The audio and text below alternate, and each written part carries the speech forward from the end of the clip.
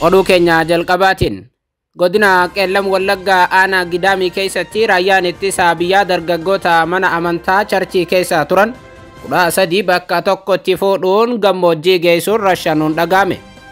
Haleellaa godina qeellam wallaggaa kanatti raawwatame hordofee ammoo qaamonni raayyaa ittisa biyyaa yookaan mootummaa maal dubbatanii hawaasni immoo maal jedhanii gabaasa guutuu kan dhageessan ta'a. Oduu keenya isaa biraatiin naannoo Amaaraa godina Gondar keessatti abbaan amantaa tokko dhagaadhaan tumamuun ajjeefamuun dhagame. Humnoonni finxaaleeyyii Amaaraa faannoo jechuun of waaman ammoo abbaa amantaa bakka takkaa dhagaadhaan tumuun haala nama gaddisiisuun ajjeesuun dhagameera. Ajjecha raawwatame kana ilaalchisee immoo bulchiinsi godina Gondar maal dubbate guutuu gabaasa kanaas ni dhageessu. Oduu keenya isaatti aanuun abbaan ilmoo isaa haala suukanneessaan ajjeese irratti hidhaa cimaan waggaa 20 murtaa'uu bulchiinsi magaalaa Burraayyuu beeksise. Ajjechaan suukanneessaa kun akkamiin raawwate abbaan ammoo ilmoo ofiif dhale akkamitti ajjeese gabaasa guutuu kan dhageessan ta'a. Oduu biraatiin lammiilee balaa lolaatiin miidhaman deeggarsi dabalataa akka barbaachisu koomishiniin hooggansa sodaa balaa Itoophiyaa beeksise. Yeroo ammaa kana Itoophiyaa bakkoota garagaraatti sababa lolaatiin lammiileen hedduun ajjeefamaa akka jiranis ibsameera. Guutuu gabaasa kanaas kan dhageessan ta'a. Akkam jirtu daawwattoota hordoftoota Anolee Global Media.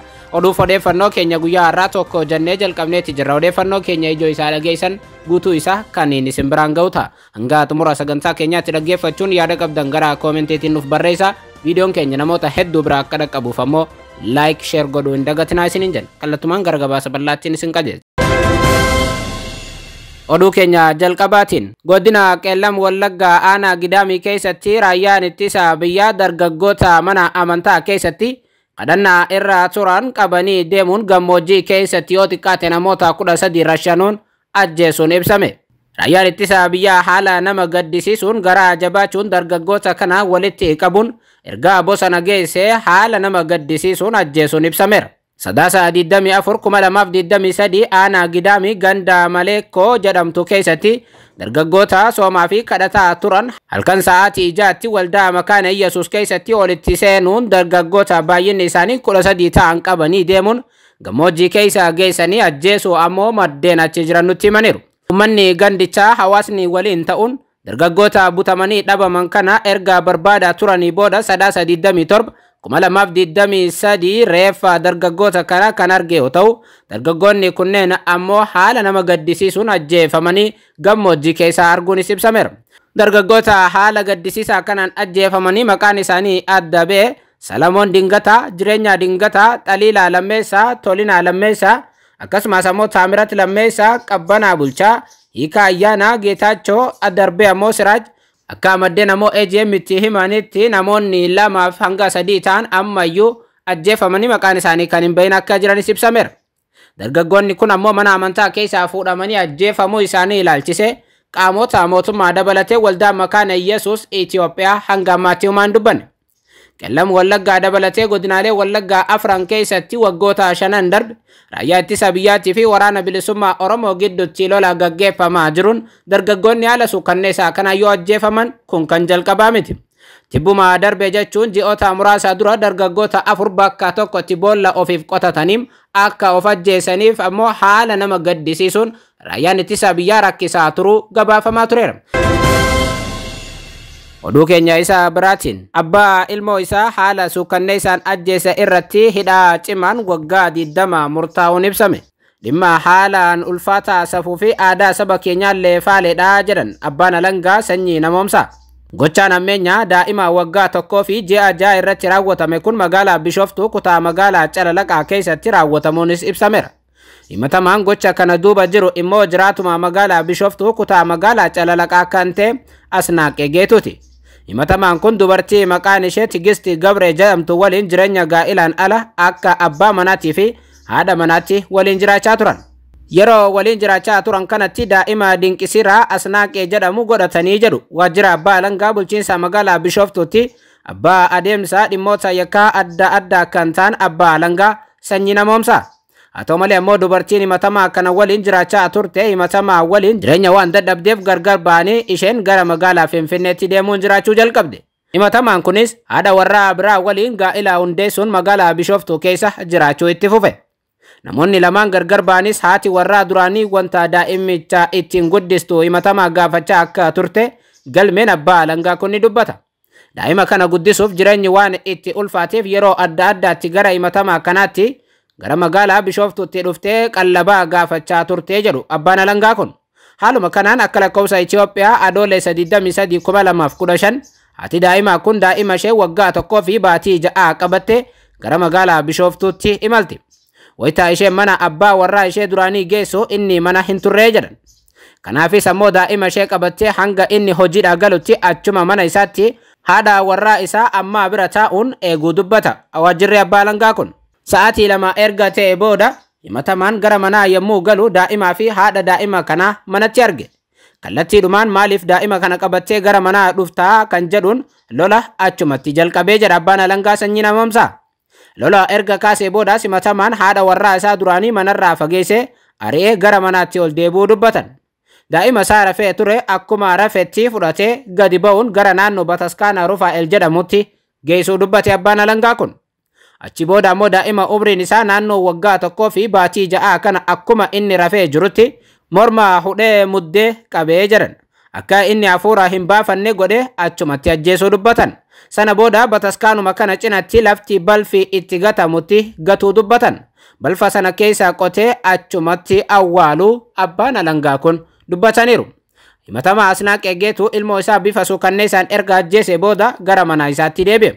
Yeroo manatti ol deebi'u garuu gaaffiin daa'ima eessaan geesse jedhu haadha warraa isaa amma kanan isaaf dhiyaate. Isheedhaaf homaa deebisuu hin dandeenye jedhan. Haadhaafiin kennee deebi'ee jechuun achumatti haaluu dubbata abbaan alangaa sanyii namoomsaa. Haa ta'u malee ammoo haati daa'imaa borumtaa yakkichi raawwatametti poolisiidhaaf eeruu kennuu isheetiin himatamaan to'annaa jala ooluun qorannoon jalqabame. Gaafa adoolessa 25 lafa itti daa'ima kana ajjeese boolla qotee itti awwaale sana qajeelchee geessee jedhan. Bakka qotee awwaale baasee itti agarsiise. Gareen qorannaa abbootii alangaatii fi qorattoota poolisii bulchiinsa magaalaa Bishooftuu waliin qindaa'uudhaan qorannoo gaggeessuu eegalan. Qorannoon reeffaa adeemsifame ragaaleen erga qindaa'anii booda abbaan alangaa himatamaa Asnaaqee Geetuu seera yakkaa Itoophiyaa bara 1996 keewwata 539 muraa 1 muraa A darbeera jechuun himata hundeesse. Mana murtii olaanaa magaalaa Bishooftuuttis falmii bitaa fi mirgaa adeemsise. Himatamaanis ragaa ittisaa dhiyeeffachuu akka hin dandeenye abbootii seeraatti hime. Manni murtichaa dhimmicha qorachaa erga tureen booda dhaddacha akka lakkoofsa Itoophiyaa sadaasa 18 2016 ooleen himatamaa ilmoo ofii haala suukanneessaan ajjeese Asnaaqee Geetuu irratti hidhaa cimaa waggaa 20 murteessuu beeksiseera. Oduu keenya isa biraatiin naannoo Amaaraa godina Gondar keessatti barsiisaa amantaa kan ta'anii fi ijji isaanii arguu kan hin dandeenye humnoonni finxaaleeyyii faannoo dhagaadhaan rukutuun ajjeesuun dhagame. Abbaa amantaa kan ta'an kana ammoo haala nama gaddisiisuun humnoonni finxaaleeyyii faannoo dhagaa bakka garagaraatti itti roobsuun akka nama bineensa ajjeesuutti ilma namaa isayyuu barsiisaa amantaa haala suukanneessaan ajjeesuun ibsameera. Barsiisaa mana amantaa Fisaa Lamnoo kan jedhaman barsiisaa olaanaa mana kiristaanaa Abiyyee Egzii Kidaane kan jedhaman Gondar keessatti namoota ammaaf eenyummaa isaanii ibsamuun hin danda'amneen ajjeefamaniiru jechuun TV mana amantaa Ortodoksii Tawaahidoo Itoophiyaa ibseera. Gidduu galli miidiyaa Tawaahidoo barsiisaa amantii duraanii Firee Tsibaat jechuun kan waame waldaa tokko keessatti tajaajilaa kan turan wabeeffachuun akka gabaasetti wiixata darbe namni kun haala gaddisiisaan haleelame dhagaadhaan rukutamuun ajjeefamuu isaa ibseera. Fisaa Lamnoo wiixata darbe adoolessa 27 2023 barumsa idilee galgala erga barsiisee booda gara mana kiristaanaatti adeemaa osoo jiru namoota finxaaleeyyii Amaaraatiin haleellaan kun irraa dhaqqabuun ibsameera. Haleellaa kana cinatti reebichi hamaan haala nama gaddisiisuun nama kanarraa ga'uuf barsiisaa amantaa haala isaaf hin malleen ajjeesuu miidiyaa mana amantaa kun gabaaseera. Oduu keenya isa xumuraatii fi biyya alaatiin xayyaarri waraanaa Ameerikaa namoota 8 fe'ee ture odola Jaappaanitti kufuun caccabuun ibsame. Eegdota handaara galaanaa Jaappaan keessaa namni tokko akka BBC'tti dubbatutti erga xayyaarri kun kufee namni tokko argameera jedhe. Garuu walii galatti haalli namoonni kunneen keessa jiran ammayyuu ifaa miti. Miidiyaan biyyattii qondaaltota eeruun akka gabaasanitti caccabaan xiyyaarichaa handaara odola Yakushmaatti argamuun hin oollee jedhameera. Miidiyaan Jaappaan NHK jedhamu akka gabaasetti xiyyaarri waraanaa CV-22 Osprey jedhamu kun buufata xiyyaara Yakushmaa qubachuuf ture. Injiniin xiyyaarichaa inni karaa bitaa gubataa akka tures gabaaseera. Xiyyaarichi kun naannawa Yamaguchi buufata Iwakuni irraa ka'ee gara kutaa biyya Okinwa buufata Kadenaatti imala akka tures gabaafameera. Daawwattoota hordoftoota keenya odeeffannoo namaaf qabanne kanuma. Odeeffannoo kanaaf kan biraatiin hanga walitti dachaanutti yeroo gaarii qabaadha.